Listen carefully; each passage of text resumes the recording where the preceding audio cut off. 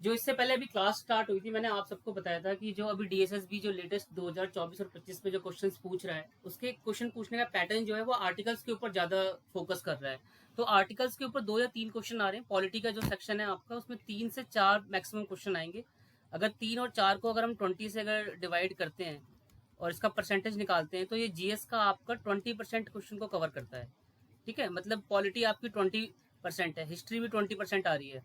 तो मैं अभी पॉलिटी आपको 2 दिन 3 से करा रहा था, तो आज मैं इसके आर्टिकल्स जो हैं वो कराऊंगा आप सबको।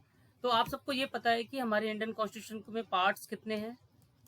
कितने पार्ट्स हैं? 22 पार्ट्स हैं। ठीक है, और 22 पार्ट्स में आपको मैंने पार्ट 1, पार्ट 2, पार्ट 3, पार्ट 4, 4 में 2 सब पार्ट हैं इसके, 5, 6, 7 और 8। यहां तक मैंने आप सबको इसके बारे में इंफॉर्मेशन दे दी थी। पार्ट 1 क्या कहता है? पार्ट 1 के अंदर किसके बारे में डिस्क्राइब कर रखा है? पार्ट 1 में बता रखा है यूनियन एंड स्टेट। हमारे सभी मेरी बात को दोबारा से सुनिए। अभी हम इंडियन पॉलिटी के बारे में पढ़ रहे थे, तो इसके आर्टिकल्स मैंने आपको 51 तक आर्टिकल, मतलब डीपीएसपी तक हमने पढ़ लिया था। तो मैं दोबारा से एक बार आप सबको बता रहा हूँ, ये रिकॉर्डिंग में भी है, आप इसको रिकॉर्डिंग की क्लास में भी देख लेना। पार्ट 1, पार्ट 2, पार्ट 3, ये पार्ट 8 तक मैंने आप सबको बता दिया था। तो आप सबको ये पता होना चाहिए कि हमारे इंडियन कॉन्स्टिट्यूशन में 22 पार्ट है। हमारा जो संविधान है 22 पार्टों में डिवाइड है। जो इनिशियली जो आर्टिकल्स थे वो 395 आर्टिकल्स थे। हमारा कॉन्स्टिट्यूशन जो बना था 26 नवंबर 1949 को बना था ये। लेकिन इस समय सारे आर्टिकल अप्लीकेबल नहीं हुए थे, सारे अप्लाई नहीं हुए थे। वो 26 जनवरी 1950 से पूर्ण रूप से लागू हुआ था। पेपर में क्वेश्चन आता है कि अडॉप्ट कब किया गया था, तो हमने कब किया था इसको? 26 नवंबर 1949 को हमने इसे अडॉप्ट कर लिया था। और पूर्ण रूप से लागू हुआ था, फुल्ली इम्प्लीमेंट हुआ था 26 जनवरी 1950 के दिन। ये 2 डेट आपको याद रखनी है। 22 पार्ट्स हैं, 22 पार्ट्स में जो आर्टिकल डिवाइड है वो 395 आर्टिकल डिवाइड है भारतीय संविधान में। तो इसमें आपको जो मैंने बताए थे, पार्ट 1 जो है उसके अंदर यूनियन और स्टेट के बारे में है। यूनियन और स्टेट का मतलब है कि हमारे यहाँ पर कितने यूनियन टेरिटरी हैं? 8 यूनियन टेरिटरी हैं इस समय, और 28 क्या है? 28 स्टेट हैं। ये पहली चीज सब, हाँ जी, ये सबको क्लियर होना चाहिए। अब इसमें आर्टिकल जो है ये 1 से लेकर 4 तक के आर्टिकल को डिफाइन करता है। मतलब पार्ट 1 में 1 से लेकर 4 तक के आर्टिकल हैं। अगला जो पार्ट 2 है वो सिटीजनशिप के ऊपर है, नागरिकता के ऊपर है। इसके अंदर 5 से लेकर 12 तक के आर्टिकल हैं, 5 to 11 है। फिर पार्ट 3 में 12 से लेकर 35 तक है। ये हमारे फंडामेंटल राइट है। फंडामेंटल जो राइट है हमारे वो 6 होते हैं, पहले 7 थे, एक प्रॉपर्टी टू राइट को हटा दिया यहाँ पर, अब 6 हमारे फंडामेंटल राइट है। फोर्थ जो है डीपीएसपी है। डीपीएसपी का मतलब होता है directive principle of state policy. कोई भी स्टेट अगर अपने यहाँ पॉलिसी बना रहा है गवर्नमेंट बनाने के बाद, तो वो इन रूल्स को जो डीपीएसपी में लिखे हुए हैं उनको फॉलो करने की कोशिश करेगा। अगर ये नहीं करता तो आप कोर्ट में नहीं जा सकते, सुप्रीम कोर्ट में नहीं जा सकते। बस कौन से वॉल्यूशन में जाते हैं? ओनली फंडामेंटल, आपके राइट का अगर वॉल्यूशन होता है तो जब आप हाई कोर्ट या सुप्रीम कोर्ट जा सकते हैं। और इसके बाद ये था हमारा फंडामेंटल ड्यूटीज। पहले इनिशियली 10 थी, फिर बाद में एक जोड़ा गया, वो 86 अमेंडमेंट में था 2002 में। ठीक है, और 5वां पार्ट था यूनियन।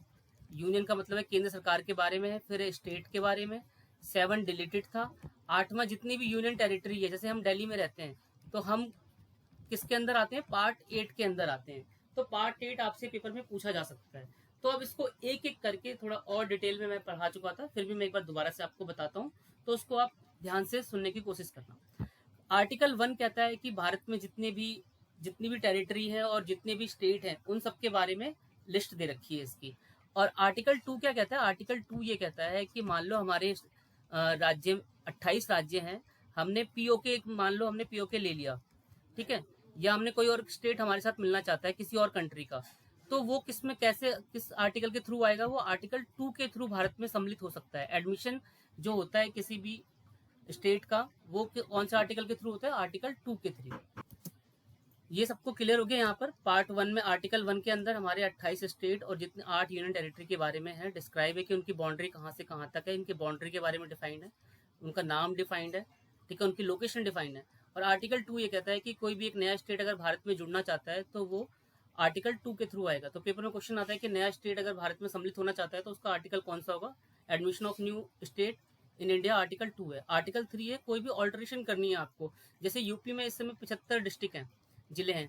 अगर मैं इसको कम करना चाहता हूँ या इसको मैं बढ़ाना चाहता हूँ तो ये कैसे होगा? ये आर्टिकल 3 के थ्रू होगा। ये कुछ आर्टिकल 2 के थ्रू जो हमारे स्टेट से हमारे भारत में सम्मिलित हुए थे, ठीक है।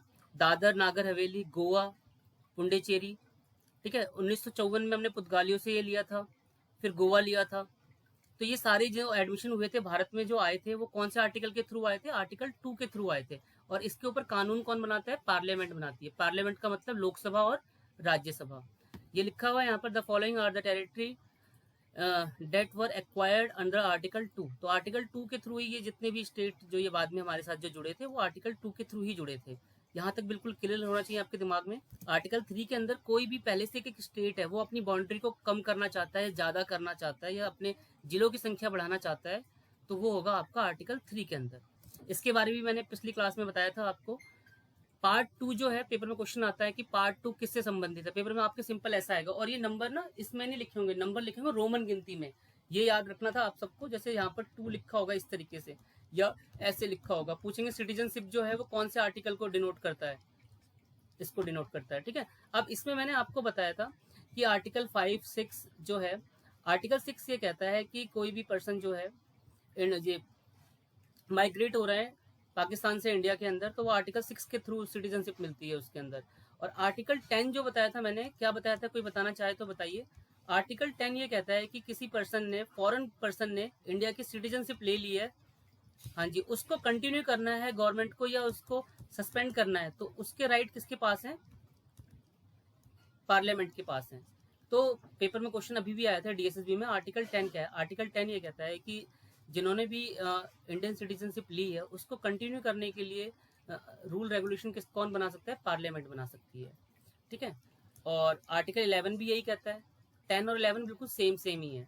बस 10 में ये है कि जो किसी ने अगर इंडिया की पार्टनर वो ले ली है, सिटीजनशिप ले ली है, उसको कंटिन्यू करने के लिए जो रूल बनाएगी वो पार्लियामेंट बनाएगी, ठीक है। तो पेपर में जो आपके इससे क्वेश्चन आएगा, आर्टिकल 10 आपको पता होना चाहिए, आर्टिकल 11 पता होना चाहिए। और एक चीज और मैंने आपको बताई थी कि भारत में नागरिकता हम कितने प्रकार से ले सकते हैं। पेपर में क्वेश्चन भी आया हुआ है डीएसएसबी 2025 में, बताइए।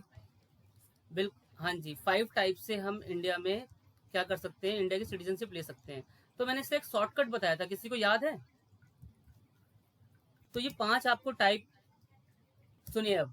तो ये 5 टाइप की भारत की नागरिकता है, ब्रांड नाम से आपको याद रखना है। तो पेपर में जो क्वेश्चन जो इसके आ रहे हैं पेपर में वो यही आ रहे हैं। मैं दोबारा से एक बार रिपीट कर देता हूँ।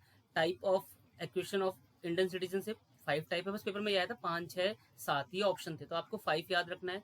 आर्टिकल 10 और 11 ये बताता है कि भारत के अंदर सिटीजनशिप के ऊपर रूल पार्लियामेंट बना सकती है। आर्टिकल 10 ये कहता है कि किसी ने अगर पार्टनर वो सिटीजनशिप ले रखी है तो उसको कंटिन्यूस करने के लिए सस्पेंड करना चाहती है गवर्नमेंट तो रूल बना सकती है, ठीक है। ये आपको याद रखना है। हाँ जी, वेरी गुड। फंडामेंटल राइट्स हैं, ये हमारे कितने हैं? 6 हैं। ये सबको पता होना चाहिए। फंडामेंटल राइट जो है हमारे, वो पहले इनिशियली 7 थे, बाद में ये 6 हो गए। इसमें राइट टू प्रॉपर्टी 300A में चला गया, ठीक है। और ये कौन सा अमेंडमेंट था? पेपर में पूछा जाता है कौन सा संशोधन था। संशोधन था ये 44वां हाँ हाँ जी। और संशोधन जो हम भारत के ये इंडियन कॉन्स्टिट्यूशन के अंदर करते हैं आर्टिकल 368 के थ्रू करते हैं, जो साउथ अफ्रीका से लिया हुआ है। ये भी पेपर में आता है क्वेश्चन कि भारत में जो संशोधन करते हैं, भारतीय संविधान के अंदर संशोधन जो किए जाते हैं वो किसके थ्रू किए जाते हैं? तो वो किए जाते हैं आपके आर्टिकल 368 के थ्रू, और ये हमने लिए हैं दक्षिण अफ्रीका से लिए हुए हैं। तो पहले, हाँ जी, हाँ जी, बिल्कुल सही पूछा है आपने। मिनी कॉन्स्टिट्यूशन अमेंडमेंट जो बोला जाता है, लघु संशोधन जो बोलते हैं, वो बोलते हैं 42वें को, और ये हुआ था 1976 में। ये भी याद रखना है आपको, पेपर में क्वेश्चन आता है। इसमें 3 वर्ड भी जोड़े गए थे सेकुलर वाले, ठीक है। तो ये मैं बताऊंगा आपको, लेकिन ये आपने सही क्वेश्चन पूछा है। जो मिनी कॉन्स्टिट्यूशन अमेंडमेंट बोलते हैं वो 42 अमेंडमेंट को बोलते हैं। अब जरा यहाँ पर सभी समझेंगे इस बात को जो मैं समझाने वाला हूँ। पार्ट 3 जो है आपका वो फंडामेंटल राइट से बिलोंग करता है। फंडामेंटल राइट हमारे 7 थे पहले, ठीक है, और अब कितने हैं? 6 हैं। तो इसके जो आर्टिकल्स कहाँ से कहाँ तक बिलोंग करते हैं? 12 से लेके 35 तक।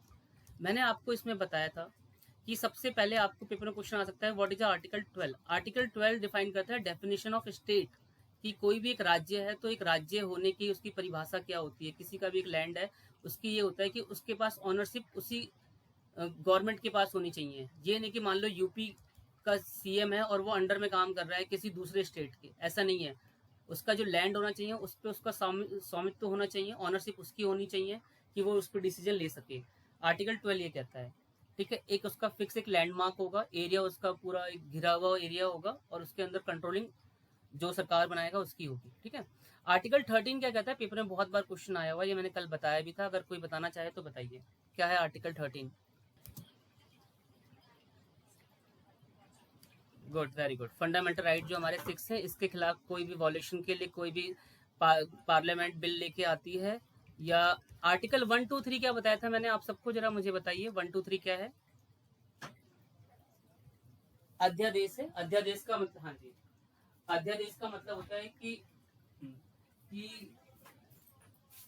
हाँ जी, ठीक है। 123 का मतलब है कि अध्यादेश कोई भी लेके आ रहा है, कोई भी गवर्नमेंट ऑर्डिनेंस लेके आ रही है कि जब लोकसभा और राज्यसभा नहीं चल रही है, ठीक है, लोकसभा राज्यसभा इस समय नहीं चल रही है, सेशन में नहीं है, तो राष्ट्रपति ने क्या किया, जिसकी कैबिनेट में इस समय सरकार है, ठीक है, वो राष्ट्रपति से मिलकर एक बिल पर साइन करवा के लेके आ गई कि हाँ ये आज से लॉ है, ठीक है। तो वो होता है आपका अध्यादेश। अध्यादेश का मतलब है कि जब कोई भी लोकसभा राज्यसभा ना चल रही हो, एक राष्ट्रपति एक लेटर लिख के साइन करके बिल लेके आ जाए और पास कर दे, ठीक है। उसके पास कैबिनेट के मंत्री लेके आते हैं, जो इस समय गवर्नमेंट रूल कर रही है, वो एक बिल लेके आती है, तो वो होता है आपका आर्टिकल 123 के अंदर अध्यादेश। तो वो भी अगर फंडामेंटल राइट का वॉल्यूशन करती हैं, 6 हमारे फंडामेंटल राइट हैं, अगर इसका वॉल्यूशन करती हैं तो ये क्या होगा, नल एंड वॉइड माना जाएगा, ठीक है, ये नहीं माना जाएगा। तो आर्टिकल 13 यही कहता है, बहुत बार पेपर में आया हुआ है। अब मैं आप सबको बताता हूँ कि ये हमारे फंडामेंटल राइट जो हैं कौन कौन से हैं, पेपर में ये कौन कौन से आते हैं। क्वेश्चन ये आता है कि राइट टू इक्वालिटी जो है आर्टिकल 14 से लेकर 18 में आप सबको बता चुका था, और इसमें मैंने आपको याद करने की ट्रिक बताई थी। 14, 15, 16, 17, 18 इन आर्टिकल्स को बोला जाता है समानता का अधिकार हिंदी में। ये इक्वालिटी कहता है, इसलिए मैंने इक्वल का साइन लगा दिया था। यहाँ पर मैंने लगाया था कि किसी को भी हम डिस्क्रिमिनेट, हाँ, किसी को भी डिस्क्रिमिनेट नहीं करेंगे, किसी के साथ भी जाति नहीं करेंगे, उसकी जाति के आधार पर, उसके कलर के आधार पर, उसकी कास्ट के आधार पर, या उसके प्लेस ऑफ बर्थ के अनुसार। आर्टिकल 14 कहता है कि लॉ के लिए सभी बराबर हैं, लॉ के आगे सभी बराबर हैं, ठीक है। और 16 कहता है कि गवर्नमेंट जॉब पे सबका अधिकार है। 17वां कहता है कि अनटचेबिलिटी नहीं है, कि छुआछूत नहीं मानी जाएगी। और ये टाइटलों का अंत करता है। टाइटल का मतलब है किसी को सरदार की उपाधि दे दी गई, किसी को नेताजी कह रहे हैं, किसी को सरदार कह रहे हैं, किसी को महात्मा कह रहे हैं, तो ये सारी उपाधियों का अंत हो गया था आर्टिकल 18 में। अब पद्मश्री, पद्म विभूषण, भारत रत्न ये अवार्ड दिए जाते हैं। तो आपको कैसे याद करना है, देखो आर्टिकल 14 कहता है इक्वलिटी बिफोर द लॉ, ठीक है, कानून के आगे सभी बराबर हैं। आर्टिकल 15 कहता है कि हाँ डिस्क्रिमिनेट नहीं करोगे आप ground of religion, race, caste, sex और प्लेस ऑफ बर्थ के अनुसार, मतलब किसी से भी आप जातीय भेदभाव नहीं कर सकते। आर्टिकल 16 कहता है कि कोई भी स्टेट है, जैसे कर्नाटक का स्टेट हो गया आपका, ठीक है, या आपका उड़ीसा हो गया, या आपका यूपी हो गया, या उत्तराखंड हो गया आपका, या बिहार हो गया, इसमें कहीं पर भी जॉब निकलती है तो हर एक ये पब्लिक एम्प्लॉयमेंट का मतलब है गवर्नमेंट जॉब।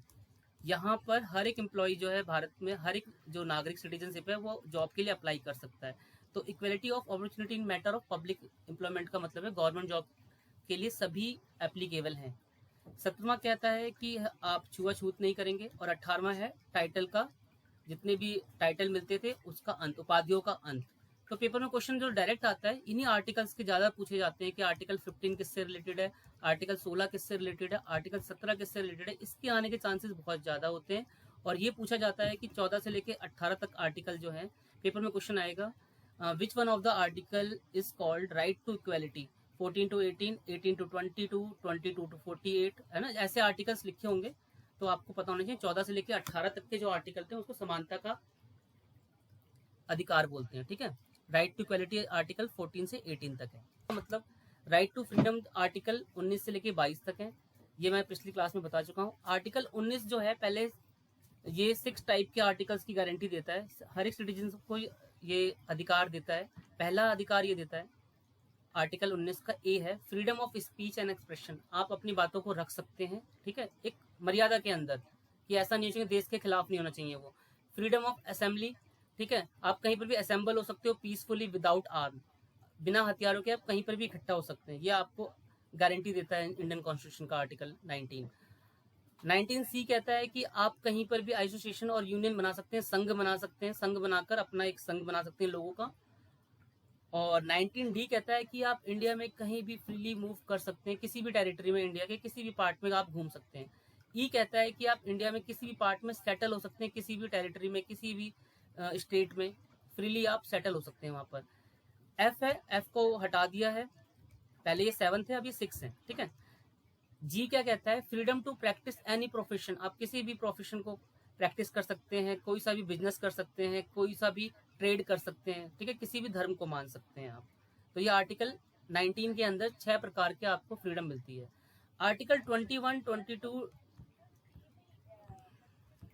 बिल्कुल सही बताया है मैम ने। अब मैं इनको जरा एक बार सही से डिस्क्राइब कर दूं। ये है ना फ्रीडम, राइट टू फ्रीडम का आर्टिकल 19 से 22 तक है ये। तो इसको याद करने के लिए ये जो 19 आर्टिकल है, आर्टिकल इसमें 6 आपको अधिकार मिलते हैं। अब ये 20, 21, 22, 23, 24 से पेपर में पूछा जाता है। तो इसको देखो याद करने की एक सिंपल सी ट्रिक है, आप इसको ऐसे याद कीजिए।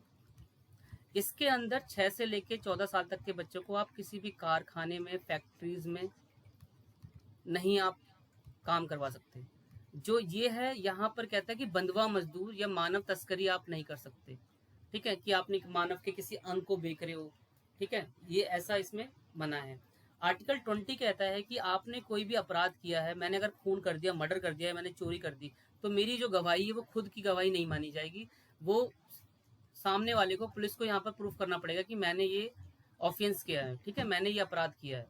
और एक चीज और है कि मैंने कोई भी एक अपराध किया है तो उसके लिए ऐसा नहीं है किसी ने कोलकाता हाई कोर्ट में डाल दिया और दिल्ली हाई कोर्ट में डाल दिया, 2 जगह केस चल रही है, दोनों से मुझे सजा मिल गई है, तो एक ही अपराध के लिए बस एक ही सजा मिलेगी, 2 जगह सजा नहीं मिलेगी। और आर्टिकल 21 का जो एरिया बहुत वाइड है, ये आपकी लाइफ से है। ये क्या कहता है कि जीवन का अधिकार, तो जीवन का अधिकार बहुत बड़ा है।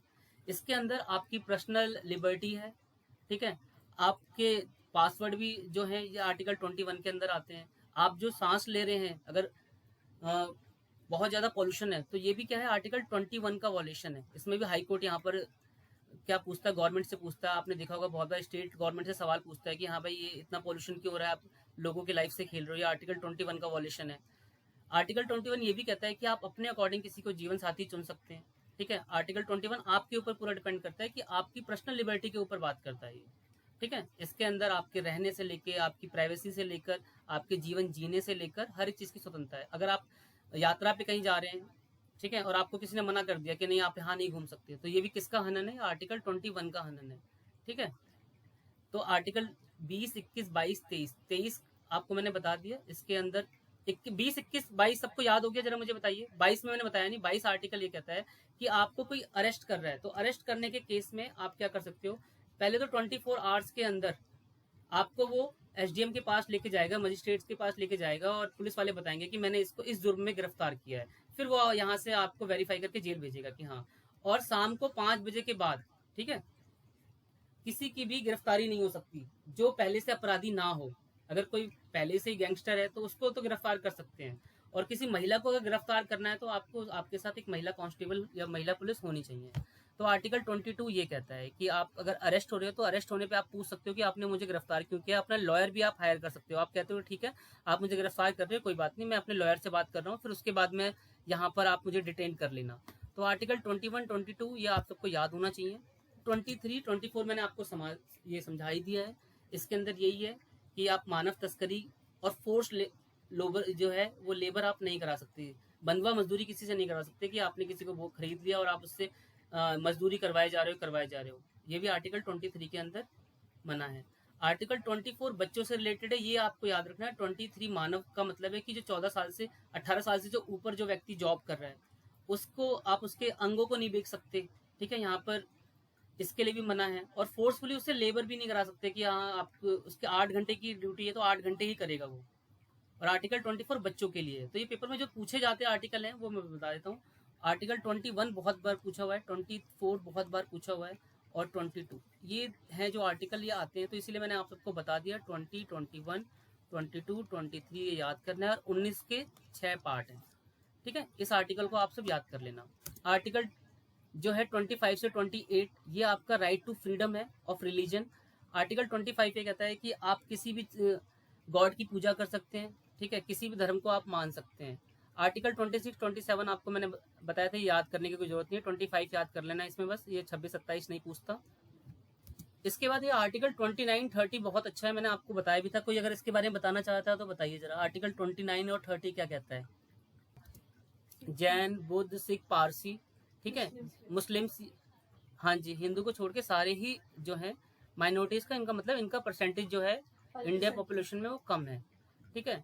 हाँ, एक क्वेश्चन इसमें, क्वेश्चन एक पेपर में 2021 के सेंसस के ऊपर भी आया हुआ था, सिख कम्युनिटी का परसेंटेज पूछा हुआ था इन्होंने, ठीक है, वो भी कराऊंगा मैं आपको। अभी इसमें पेपर में आया था 2024-25 में, 25 के जो जितने पेपर में उसमें सेंसस के ऊपर बहुत क्वेश्चन आए हुए थे। तो आर्टिकल 29, 30 मैं एक बार दोबारा से बता देता हूँ। ये आर्टिकल 29 कहता है कि ये प्रोटेक्शन करेगा किसका? माइनॉरिटीज़ का। माइनॉरिटीज़ मैंने बता दिया, हिंदू को छोड़ के जितनी भी कम्युनिटी है, जितनी भी रिलीजन है, ये मुस्लिम, बुद्ध, जैन, पारसी, सिख, ये सभी क्या माइनॉरिटीज़ में आते हैं। अब आर्टिकल 30 इनको ये राइट देता है कि आप अपने स्कूल, जैसे वक्फ बोर्ड है, आपने जितने मदरसे देखे होंगे और जितने भी माइनॉरिटी लिंग्विस्टिक स्कूल देखे होंगे, ये कौन से आर्टिकल के अंदर में काम करते हैं? आर्टिकल 30 के अंदर काम करते हैं, ठीक है। आपने देखा होगा, मैंने जैसे आपको एक एग्जांपल बताया था, कौन सा स्कूल बताया था मैंने आपको? केरला स्कूल बताया था।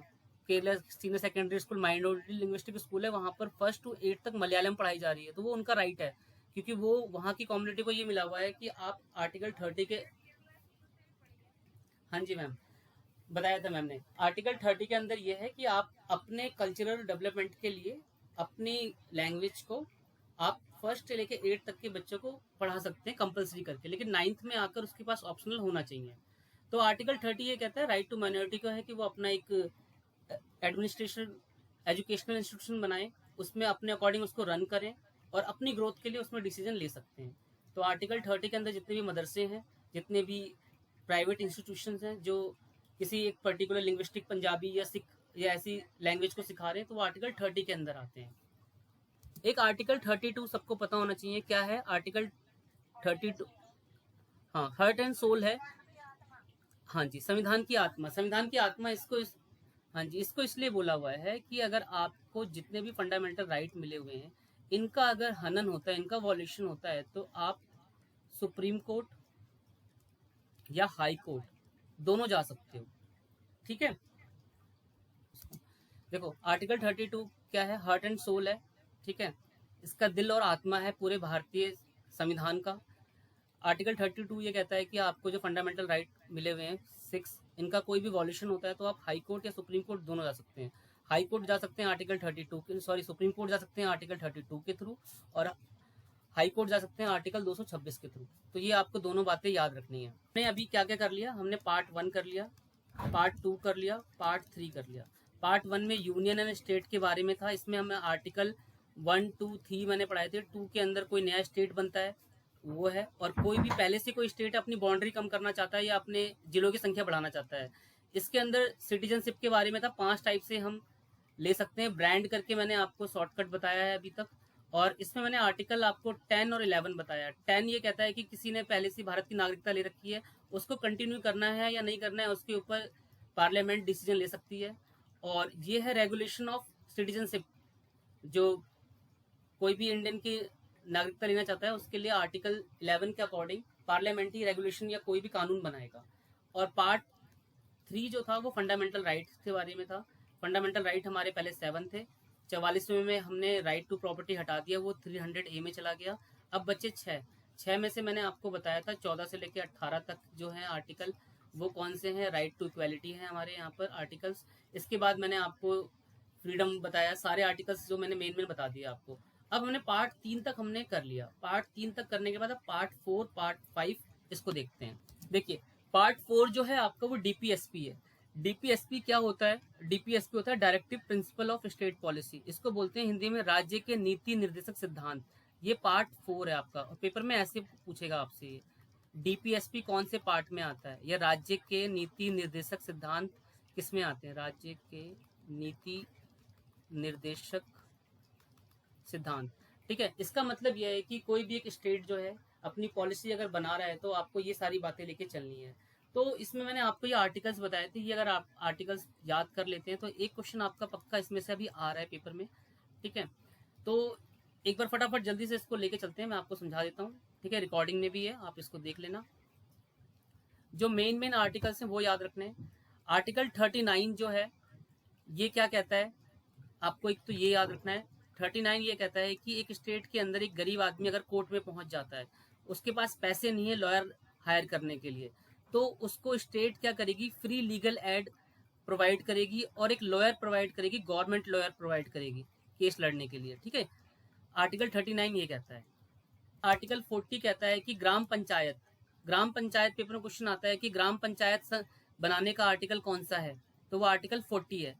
जितने भी स्टेट हैं, ग्राम पंचायत के बारे में आपको बता दूं, सबसे पहले जो ग्राम पंचायत जो इम्प्लीमेंट हुआ था वो राजस्थान के नागौर जिले में इम्प्लीमेंट हुआ था, और 3 टायर हैं इसके अंदर। पेपर में पूछा भी जाता है कि पंचायत ये कितने टायर की है, 3 टायर की है, ठीक है। बलवंत राय मेहता की कमेटी ने इसको रिकमेंड किया था, तो 1993 में इसको इम्प्लीमेंट किया था सबसे पहले, ठीक है। 1 अप्रैल 1994 में ये एग्जिस्ट में आया था। तो आर्टिकल 40 आपको ये याद रखना है कि ग्राम पंचायत का निर्माण कौन से आर्टिकल के थ्रू होता है, आर्टिकल 40 के थ्रू होता है। आर्टिकल 41 ये कहता है कि राइट टू वर्क, ठीक है। आप अगर किसी भी एक राज्य में रहते हैं तो सरकार का दायित्व तो बनता है कि आपको वो काम दे, एजुकेशन दे, और पब्लिक असिस्टेंस का मतलब है कि कोई अगर बीमार है, वहां पर कोई फिजिकल हैंडीकैप है, उसके उत्थान के लिए कोई काम करे, ठीक है। और आर्टिकल 43 क्या था, ये लिविंग वेजेस का मतलब ये है कि जैसे मान लो आपने देखा होगा कि जो आप कहीं भी वर्कर काम करते हैं उनकी मजदूरी का वेतन बढ़ता रहता है, ठीक है। तो लिविंग वेजेस का मतलब ये है कि स्टेट का ये काम है कि जो उसकी वेजेस है वो उसके लाइवहुड से वो मिल सके, कि जो उस समय जो उसका खर्चा है उससे मैच हो सके। मान लो कि जैसे दिल्ली में मजदूरी इन्होंने कर रखी है कि जो नॉन ग्रेजुएट लोग हैं उसको 14,000 रुपये या 10,000 पहले थी, अब बढ़ा के इन्होंने 15 प्लस कर दी है।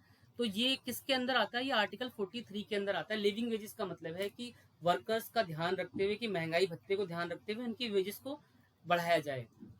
इसके बाद आर्टिकल 43 कहता है कि पार्टिसिपेशन होगा किसका, वर्कर का, किसमें, जितनी भी इंडस्ट्री है उनके मैनेजमेंट रोल में। जैसे कहने का मतलब है कि आपने देखा होगा कि मजदूरों का भी अपना एक यूनियन होता है, तो वो क्या करते हैं, उनका काम ये होता है कि अगर उनके खिलाफ कोई भी जाति होती है तो उनका यूनियन का लीडर आके बोलता है कि मैं कंपनी के ऑनर से कि नहीं, ये आप जो काम कर रही हो हमारे खिलाफ है।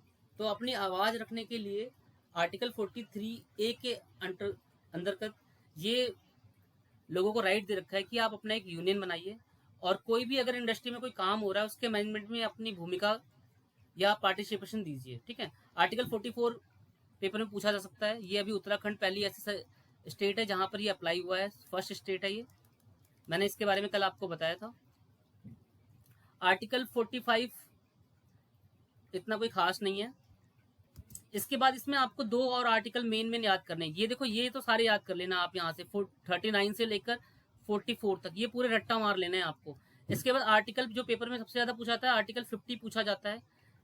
50 क्या है, 50 कहता है कि जुडिशरी और एग्जीक्यूटिव जो है, मतलब विधानसभा और जो न्याय सभा, ये न्यायपालिका है, ये अलग अलग होनी चाहिए हर एक स्टेट की, इनकी पावर अलग अलग होनी चाहिए, ठीक है। और 51 ये कहता है कि promotion of international peace and security duties. Fundamental duties के बारे में मैंने आपको बताया था, ये पार्ट 4 का फर्स्ट पार्ट है। ये क्या है, पहले हमारे कितने थे फंडामेंटल राइट, 10 थे, बाद में एक ऐड, हाँ बाद में एक ऐड किया गया, 46वां संशोधन था सन 2002 में। ये हर एक पेरेंट्स की ड्यूटी बनती है जो 6 से लेकर 14 साल तक के बच्चे हैं, वो उनको स्कूल भेजें।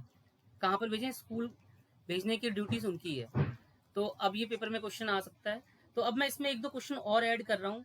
आप में से कोई मुझे बता सकता है कि फंडामेंटल ड्यूटी किसने ऐड करी थी, कौन सी कमेटी ने ऐड की थी। मैं ऑप्शन दे रहा हूँ आपके पास, Swaran Singh committee, Ashok Mehta committee, Balram committee, इन तीनों में से बताओ कौन सा है।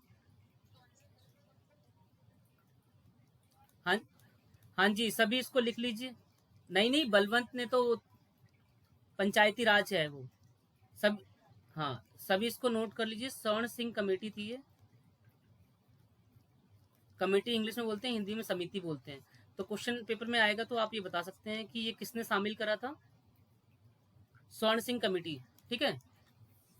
इसने रिकमेंडेशन दी थी कि फंडामेंटल ड्यूटीज भी ऐड होनी चाहिए इंडियन कॉन्स्टिट्यूशन में, तो ये बाद में जोड़ी गई थी। और जो 42वें संशोधन में 1976 में, पेपर में अगर क्वेश्चन आ गया कि फंडामेंटल ड्यूटीज जो हैं वो कौन से आर्टिकल में आते हैं, 51A, 49A, किसमें आप कौन, हाँ जी 51A में, बिल्कुल सही है, आप इस पे मार्क करेंगे। अगर ये क्वेश्चन आता है कि जो मौलिक कर्तव्य हैं, फंडामेंटल ड्यूटीज हैं, कौन से आर्टिकल के कौन से अमेंडमेंट में जोड़ा गया, 42, 44, 46, क्या लगाएंगे आप पेपर में, 42। पहले जो हमारे 10 फंडामेंटल ड्यूटीज थी, ये 11 जो जोड़ा गया ना, duty of all parents to send their children in age group 6 to 14, 6 से लेकर 14 साल तक के बच्चों को पढ़ाने का जो है वो पेरेंट्स की ड्यूटी बनती है। वो 86 हाँ नहीं, ये 86 अमेंडमेंट है, ये संशोधन 46वां संशोधन है, सन 2002 में किया गया था, ठीक है। अब यहाँ पर हम करेंगे यूनियन। यूनियन में हमने आपको बताया था पार्ट 5 अब करेंगे। अब जरा कुछ इसकी ट्रिकें सुन लीजिए जरा सभी। 4, 9 और 14 बस इसी के सब पार्ट हैं, मतलब 4 के 4 और 4A इसी का ही होगा, 9 का 9A, 9B, ये हाँ ये 3 हो गए, और 14 का 14 और 14A, मतलब 3 ही जो ऐसे आर्टिकल, 3 ही ऐसे पार्ट्स हैं जिनके और भी सब पार्ट हैं, वरना बाकी सब जो हैं वो अपने आप में पूरे पूरे हैं। 1, 2, 3, 4 के 2 पार्ट हो गए, 5वां अपने आप में पूरा है, फिर 6ठा, 7वां, इस तरीके से। तो 5वां आर्टिकल जो है ये आपको याद रखना है। ये आर्टिकल कहाँ से कहाँ तक है, ये आर्टिकल 52 से लेके 151 तक है, हाँ ये बिल्कुल याद रखना है। और इसके अंदर सारे केंद्र की केंद्रीय प्रणाली जो काम करती है, केंद्र सरकार या केंद्रीय मंत्रिमंडल की बात की जाती है। तो इसके अंदर क्या क्या है, आर्टिकल 52 कहता है कि भारत का एक राष्ट्रपति होगा। आर्टिकल 53 कहता है कि एग्जीक्यूटिव जो पावर है वो किसके पास होगी, सारी राष्ट्रपति के पास होगी। और आर्टिकल 54 मैंने आपको कल पढ़ाया था कि भारत का जो राष्ट्रपति का जो चुनाव होता है प्रोपोर्शनल इलेक्शन के थ्रू होता है। इसके अंदर कौन कौन सब होता है, राज्यसभा, लोकसभा, जितने भी लेजिस्लेटिव असेंबली है, जितने भी विधानसभा है पूरे इंडिया में, और 2 यूटी के कौन से लोग, इलेक्टेड लोग, इलेक्टेड का, हाँ जी इलेक्टेड का मतलब निर्वाचित सदस्य ही बस वोट देते हैं। कौन कौन, राज्यसभा, लोकसभा, विधानसभा, लेजिस्लेटिव असेंबली। डीपी का मतलब है दिल्ली और पुडुचेरी, ये 2 यूटी हैं, यूनियन टेरिटरी हैं, ये ही बस इलेक्शन में राष्ट्रपति के पार्टिसिपेट कर सकती हैं और कोई नहीं कर सकता है।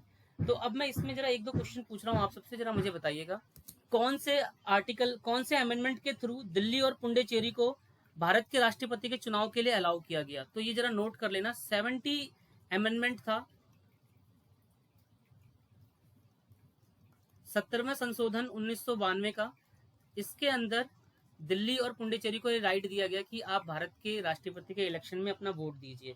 तो ये सभी नोट कर लेना। और आर्टिकल 54 सबको याद रखना है, इसे नोट कर लो बिल्कुल। पेपर में बहुत बार ऐसे आपसे यही पूछेगा डायरेक्ट कि आर्टिकल 54 किससे रिलेटेड है, और कुछ नहीं पूछेगा। तो 54 सबको याद रखना है। ये क्या है, आर्टिकल 61 जो है महाभियोग की बात करता है, राष्ट्रपति को उसके पद से हटाने के लिए की प्रक्रिया के बारे में बात करता है, procedure of impeachment of president, ठीक है।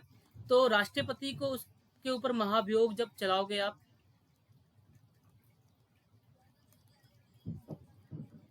हम्म हम्म हम्म हाँ जी, वो या तो उससे बचने के लिए वो खुद ही अपने आप ही, जिसके यहाँ घर के पे नोटों के बंडल मिले थे, हाँ रिजाइन कर दे। अब जरा सुनिए, इसमें ऐसा होता है कम से कम 100 एमपी किसी भी सदन के, राज्यसभा के, लोकसभा के, वो लिख कर देंगे, साइन करके देंगे 14 दिन पहले कि हम आपके खिलाफ इम्पीचमेंट लेके आने वाले हैं। फिर लेके आने के बाद 250 मेंबर तो हो गए आपके राज्यसभा के, और 543 इस समय प्रेजेंट है किसके, लोकसभा के। इसके 2/3 मतलब 66% से ज्यादा लोग अगर इसके खिलाफ वोटिंग करते हैं कि नहीं इसे पद से हटाना है, जब जाकर वो हटता है, वरना वो ऐसे नहीं हट सकता। तो आर्टिकल 61 आपको, जो इलेक्शन होता है, इलेक्शन में तो इसके सारे मेंबर है ना जितने भी इलेक्टेड होते हैं, जैसे इसमें जो है 200 कितने,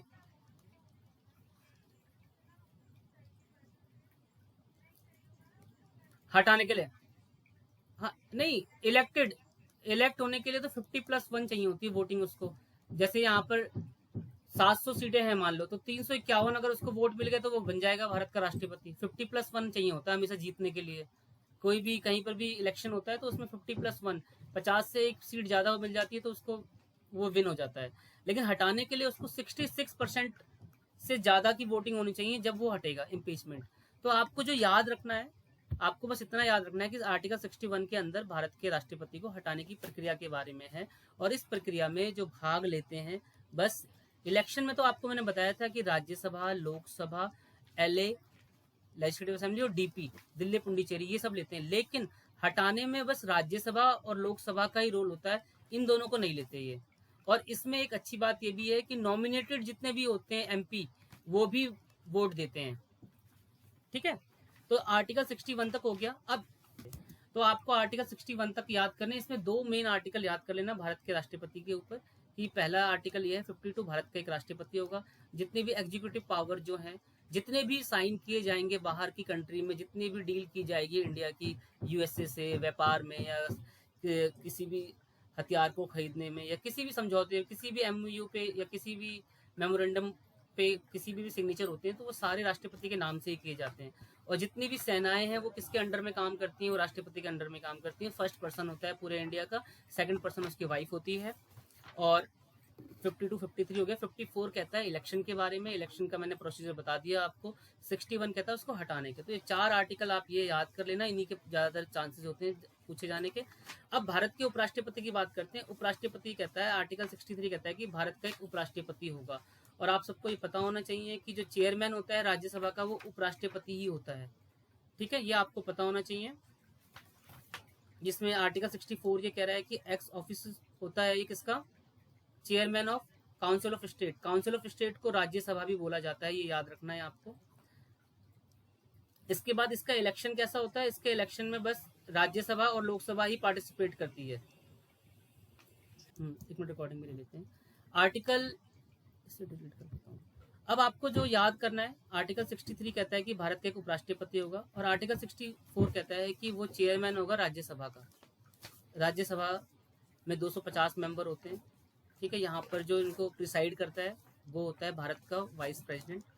ठीक है, और अब इसका इलेक्शन जो होता है, इलेक्शन में सभी मेंबर, ऑल MPs अलाउ होते हैं किसके, राज्यसभा के और लोकसभा के इलेक्शन के लिए। ये सबको याद रखना है, पेपर में क्वेश्चन भी आता है। आर्टिकल 66 किससे रिलेटेड है, 66 है आपका किससे रिलेटेड, इलेक्शन किसका, वाइस प्रेसिडेंट का। चीज और है, पेपर में क्वेश्चन आता है कि उपराष्ट्रपति को हटाने के लिए अगर आप उस पर इम्पीचमेंट करना चाहते हो, उसको पद से हटाना चाहते हो, तो उसके लिए जो बिल लेके आना पड़ेगा वो आपको राज्यसभा में लेके आना पड़ेगा।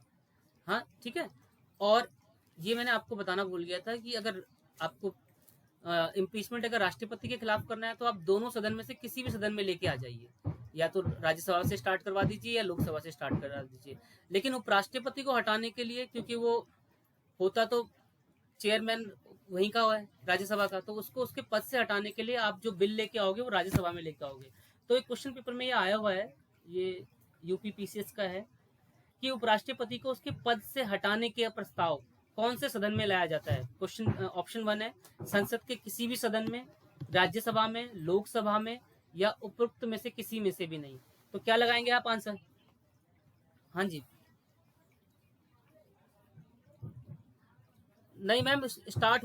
आर्टिकल 72 कहता है कि किसी को पर्डन देना, किसी को माफी देने की पावर किसके पास होती है, राष्ट्रपति के पास है। ठीक है, तो ये याद रखना, आर्टिकल 72 क्षमा याचना मृत्युदंड हिंदी में लिखा हुआ आएगा। तो ये किसके पास पावर होती है, ये पावर होती है प्रेसिडेंट के पास। ठीक है, आर्टिकल 74 क्या है, आर्टिकल 74 जो है वो ये कहता है कि ना, ऑब्लिगेशन कर दिया था राष्ट्रपति के ऊपर कि आप जो है काउंसिल ऑफ मिनिस्टर की बात को मानोगे ही मानोगे। जैसे मेरी गवर्नमेंट बन जाती है और मैं चाहता हूँ इस आदमी को गवर्नर बनाना, ठीक है, गवर्नर बनाने का अधिकार तो किसके पास? हाँ जी, नहीं ये आर्टिकल तो स्टार्टिंग से ही है मैम, ये अमेंडमेंट की बात जो कह रहे हो ना 74(1) में जो वो, हाँ वो इंदिरा गांधी लेके आई थी। आप जरा इसमें जरा सुन लीजिए, आर्टिकल 74 ये कहता है, बाद में बात करेंगे, अभी जरा आप सब शांत रहना। आर्टिकल 74 ये कहता है कि जो कैबिनेट मिनिस्टर होते हैं, कैबिनेट का मतलब आप जानते हैं ना, जैसे कौन 2-3 कैबिनेट मिनिस्टर का नाम बताइए जरा। अमित शाह हो गया, ठीक है, अमित शाह के बाद दूसरे कौन से हो गए, हाँ, राजनाथ जी हो गए। फाइनेंस मिनिस्टर कौन है इस समय?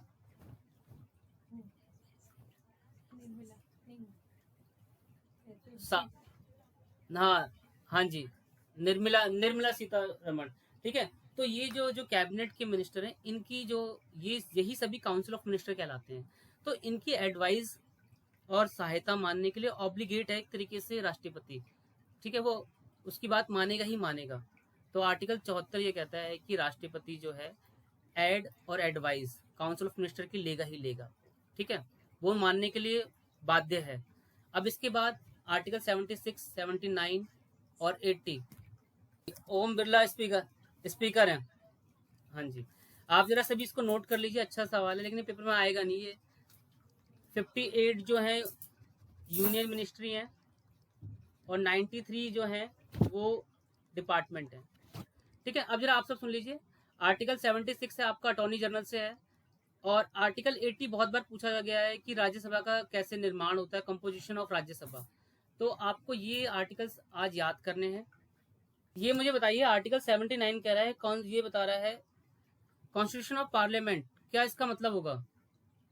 पार्लियामेंट में कौन कौन आता है, कोई मुझे बता सकता है? संसद जो है किन तीन चीज को मिला के बनती? हाँ जी, देखो बिल्कुल सही। हाँ जी, इन तीनों को मिला के ही संसद का निर्माण होता है। ठीक है, पेपर में क्वेश्चन में आता है कि राज्यसभा का गठन कौन से आर्टिकल के थ्रू हुआ है, तो आर्टिकल 80 के थ्रू गठन हुआ है।